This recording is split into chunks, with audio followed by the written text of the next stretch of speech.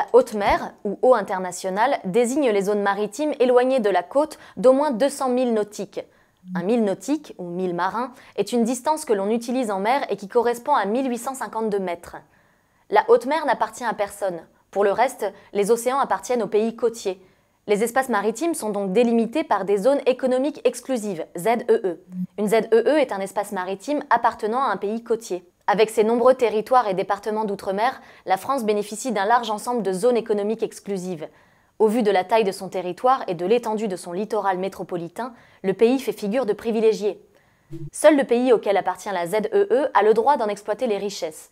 Mais lorsqu'il existe plusieurs pays côtiers, comme c'est le cas par exemple entre le Pérou et le Chili, les conflits sont fréquents. L'importance des ZEE montre également l'importance des littoraux.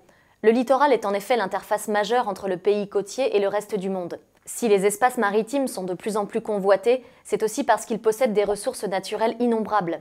L'homme est parvenu à dominer puis à exploiter massivement ces ressources naturelles, notamment les ressources halieutiques dans le cas de la pêche.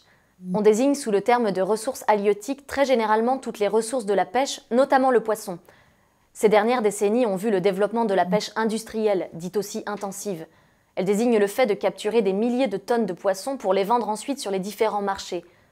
Certains pays, parmi les principaux producteurs, la Chine et le Japon en tête, n'hésitent pas à utiliser de véritables usines flottantes. Cette pratique met en danger la pêche traditionnelle.